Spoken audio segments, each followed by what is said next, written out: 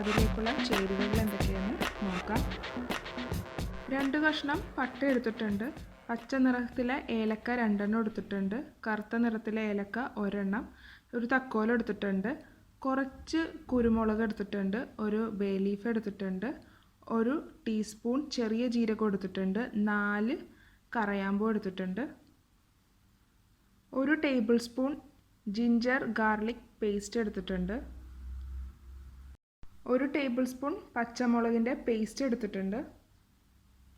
Tomato puree, അത് ഞാൻ ഇതിലേക്ക് എടുത്തേക്കണ 2 തക്കാളിയാണ്. 2 തക്കാളിയുടെ പ്യൂരിയാണ് എടുത്തേക്കുന്നത്. 1 കപ്പ് തൈര് എടുത്തിട്ടുണ്ട്. ഇനി ഇതിലേക്കുള്ള മസാലകൾ പറയാം. 1 ടേബിൾ സ്പൂൺ ചെറിയ ജീരകം വറുത്ത് പൊടിച്ചതാണ് എടുത്തേക്കുന്നത്. പിന്നെ 1 ടേബിൾ സ്പൂൺ നമ്മുടെ മല്ലി പൊടി എടുത്തിട്ടുണ്ട്. 1 ടീസ്പൂൺ മഞ്ഞൾപ്പൊടി, 1 ടീസ്പൂൺ ഗരം മസാല പൊടി എടുത്തിട്ടുണ്ട്. 1 ടേബിൾ സ്പൂൺ പാപ്രിക്ക പൗഡർ എടുത്തിട്ടുണ്ട്. ഇനി ഇതിലേക്ക് ആവശ്യത്തിന് ഉപ്പ്, വെളിച്ചെണ്ണ.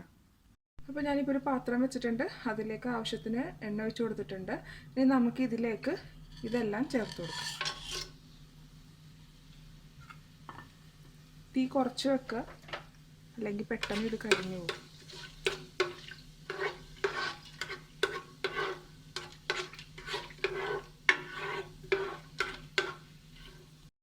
ഇനി ഇതിലേക്ക് ഇഞ്ചി വെളുത്തുള്ളിയുടെ പേസ്റ്റ് ചേർത്ത് കൊടുക്കാം.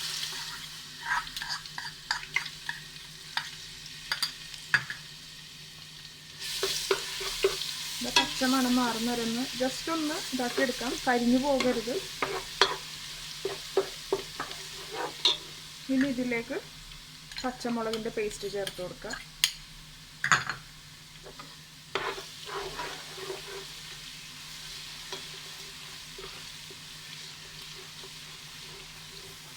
ഇനി ഇതിലേക്ക് ടൊമാറ്റോ പ്യൂരി ചേർത്ത് കൊടുക്കാം.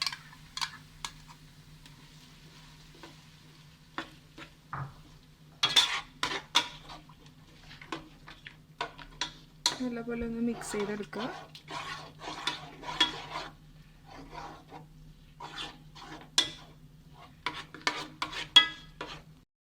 ഇനി നമുക്കിതിലേക്ക് ചേർത്ത് കൊടുക്കാം. നല്ലപോലെ ഒന്ന് മിക്സ് ചെയ്തെടുക്കുക. പപ്പരിക്ക പൗഡറാണ് ഞാനിപ്പോൾ ചേർത്തത്. മിക്സ് ചെയ്തെടുക്കുക നല്ലപോലെ. ഇനി ഇതിലേക്ക് എടുത്ത് വെച്ചേക്കണം മറ്റു മസാലകൾ ചേർത്ത് കൊടുക്കുക.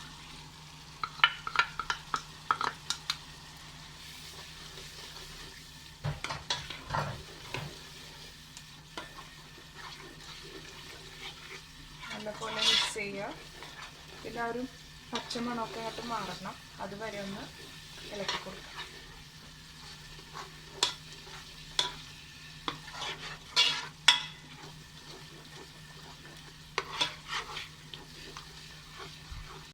ഇനി ഇതിലേക്ക് നമുക്ക് തൈര് ചേർത്ത് കൊടുക്കാം.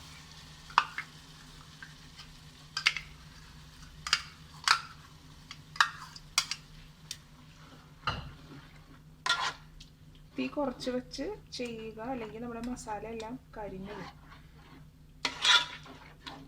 ഇത് നല്ലപോലെ ഒന്ന് മിക്സ് ചെയ്തെടുക്കാം.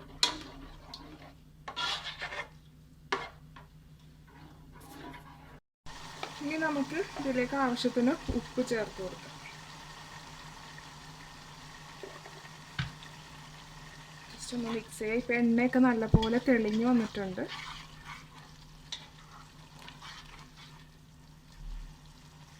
ഇനി ഇതിലേക്ക് നമുക്ക് ചെമ്മീൻ ചേർത്ത് കൊടുക്കാം. നല്ലപോലെ ചെമ്മീനൊക്കെ ഒന്ന് മിക്സ് ചെയ്യുക.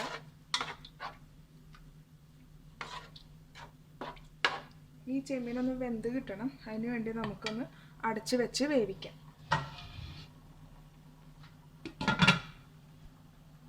അപ്പം ഇനി നമുക്കൊന്ന് തുറന്നു നോക്കാം. ഇടയ്ക്കിടയ്ക്കൊന്ന് ഇളക്കി കൊടുക്കണം കേട്ടോ. അപ്പം ഞാനങ്ങനെ ചെയ്തായിരുന്നു. ഇപ്പോൾ എണ്ണയെല്ലാം തെളിഞ്ഞ് നല്ലോണം വന്നിട്ടുണ്ട്. ഗ്രേവിയൊക്കെ കറക്റ്റായിട്ടുണ്ട്. ഒന്നും കൂടി ഒന്ന് മിക്സ് ചെയ്യുക. പാകത്തിന് ഗ്രേവി ആയിട്ടുണ്ട് ഇപ്പോൾ. നല്ല മണം. ഈ വീട് നിറഞ്ഞിങ്ങനെ ഇരിക്കുന്നുണ്ട് സ്മെല്ല്. നല്ല മണം. സഹിക്കാൻ പറ്റണ്ട ഇവിടെ നിന്നിട്ട്. ഇനി ഇതിലേക്ക് നമുക്ക് ഗരം മസാല, നമ്മുടെ ഗരം മസാല ലാസ്റ്റാണ് ചേർക്കുന്നത്. ഇതും കൂടി ഒന്ന് ചേർത്ത് നല്ലപോലെ ഒന്ന് മിക്സ് ചെയ്തെടുക്കാം. ഈ സമയത്ത് ഉപ്പൊക്കെ നിങ്ങൾ നോക്കണം, എന്നിട്ട് നിങ്ങളുടേതായ രീതിയിൽ മാറ്റങ്ങളൊക്കെ വരുത്തുക.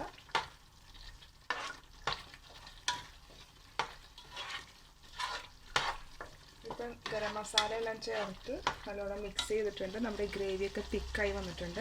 ഇനി ഞാൻ ചെയ്യാൻ പോകുന്നതെന്ന് വെച്ചാൽ ഇതിൽ നിന്ന് കുറച്ച് ഞാൻ വേറൊരു പാത്രത്തിലേക്ക് മാറ്റും. എന്നിട്ടാണ് നമ്മൾ ഇനി റൈസ് ആഡ് ചെയ്യാൻ പോകുന്നത്. നല്ലപോലെ എണ്ണയെല്ലാം തെളിഞ്ഞ് നല്ല പെർഫെക്റ്റ് ആയിട്ട് വന്നിട്ടുണ്ട്. ഞാനിപ്പോൾ ഇതിൽ നിന്ന് കുറച്ച് മാറ്റിയിട്ടുണ്ട്. ഞാനിനി ഇതിലേക്ക് റൈസ് ചേർക്കാൻ പോവുകയാണ്. കുറേച്ചായിട്ട് നമുക്ക് ചേർത്ത് കൊടുക്കാം. ഞാൻ ഇത് ഓൾറെഡി കുക്ക് ചെയ്തതാണ്. ഇതിൽ എന്തൊക്കെ ചേർത്താണ് ഞാൻ നമ്മുടെ ബിരിയാണി അരി തയ്യാറാക്കിയെന്നുള്ളത് ഞാൻ പറയാം. അത് ഞാൻ മിക്സ് ചെയ്തോട്ടെ. ഞാനിത് 2 കപ്പാണ് ചെമ്മീൻ ബിരിയാണിക്ക് വേണ്ടി ഞാനിവിടെ നമ്മുടെ ബിരിയാണി അരി എടുത്തേക്കുന്നത്.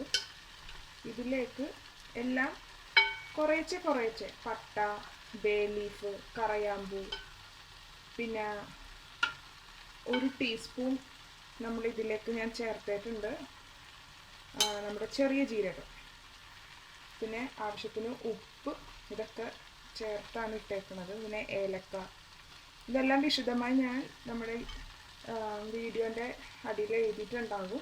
അപ്പോൾ നിങ്ങൾക്ക് എന്തെങ്കിലും ഡൗട്ട് ഉണ്ടെങ്കിൽ അതിൽ നോക്കിയാൽ മതി. ഞാൻ നമ്മുടെ റൈസ് ഇവിടെ ചേർത്തിട്ടുണ്ട്. ഇനി നമുക്കിതിലേക്ക് മാറ്റി വെച്ച ചെമ്മീൻ്റെ ഇത് കുറേശ്ശെ ചേർത്ത് കൊടുക്കാം.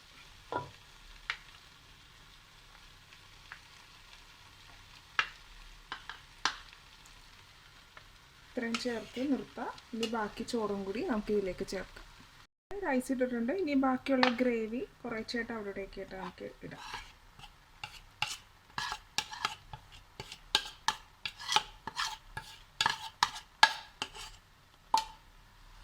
ഇനി ഇതിലേക്ക് കുറച്ച് മല്ലിയില ചേർത്ത് കൊടുക്കാം.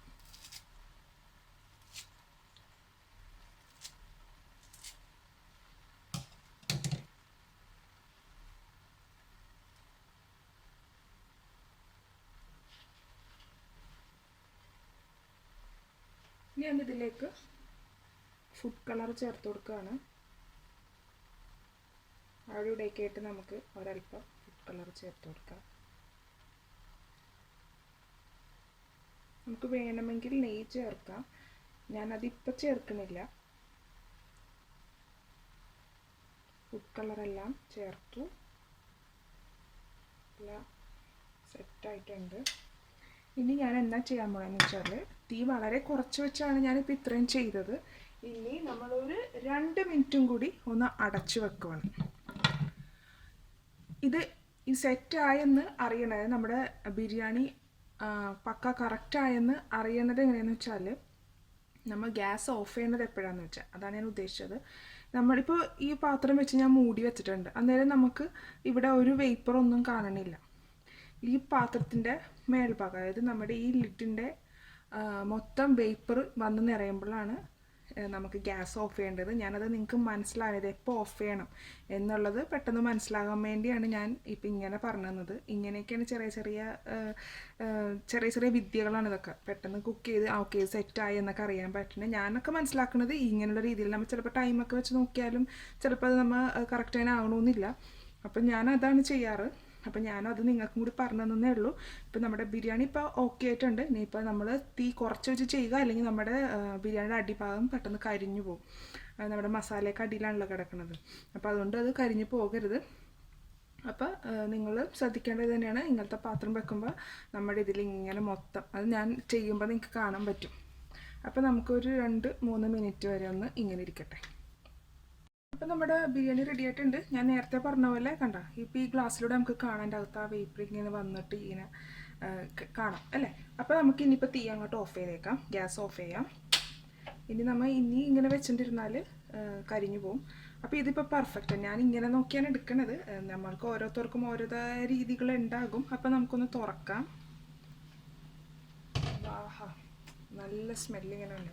ഇനിയിപ്പം നമ്മൾ ലാസ്റ്റ് നമുക്ക് ചേർക്കാനുള്ളത് കുറച്ച് കിഷ്മിഷും കശുവണ്ടിയൊക്കെ നമുക്ക് ഇതിലേക്കൊന്ന് ചേർത്ത് കൊടുക്കാം.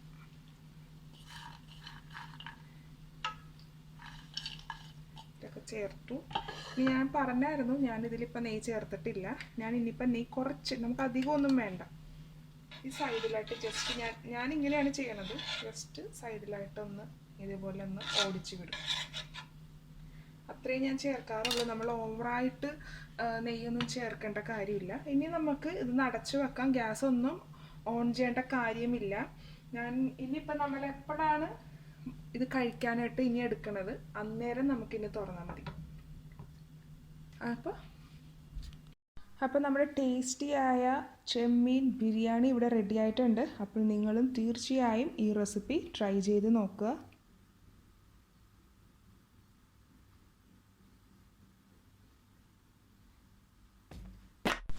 Thanks for watching my video.